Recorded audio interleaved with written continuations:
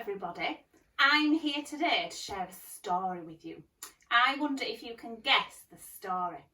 I'm sitting in a huge boat by the river. I've got my hat on, I've got my coat on, and I've got my wellies on to keep me nice and dry. Have you guessed the story? Shall we read it together? Are you ready? Our story is called Mr. Gumpy's Outing, and John Birmingham wrote our book. And in our book, there's a boat. And here's our boat that we're going to use. And this is Mr. Gumpy. I'm going to sit him here in his boat, ready to listen.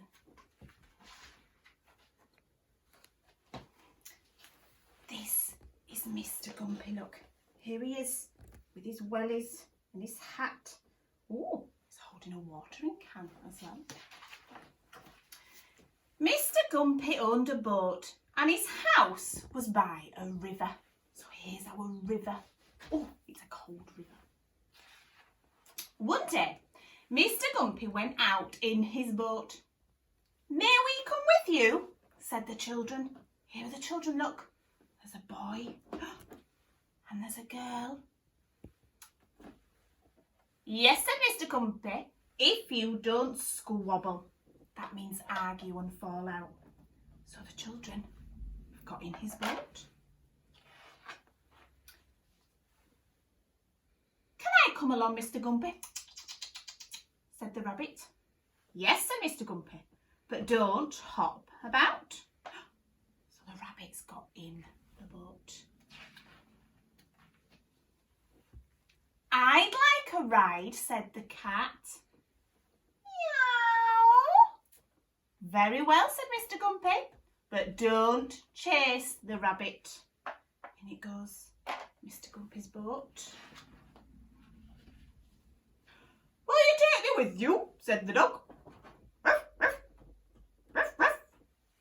"Yes," said Mr. Gumpy, "but don't tease the cat." Here he is, look, going into the boat. "May I come, please, Mr. Gumpy?" said the pig. "Very well, but don't muck about." You see, the boat's getting very full now. All the animals in, and Mr. Gumpy. Lots and lots of animals and children. "Have you a place for me?" said the sheep. "Yes, but don't keep bleating." In he goes. "Can we come too?" said the chickens. "Yes, but don't flap about," said Mr. Gumpy. Doesn't want them to flap. I wonder why the cat do all these things. "Can you make room for me?" said the calf. "Ooh, yes, if you don't trample about," said Mr. Gumpy.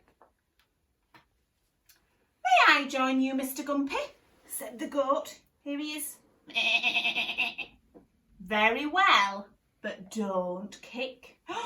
Can you see now? Look, Mr. Gumpy's boat is really full with all the animals. Here they are, look. Very full is Mr. Gumpy's boat. For a little while they all went along happily. But then the goat kicked, the calf trampled, the chickens flapped, the sheep bleated, the pig mucked about, and the dog teased the cat. The cat chased the rabbit hopped, the children squabbled, and the boat tipped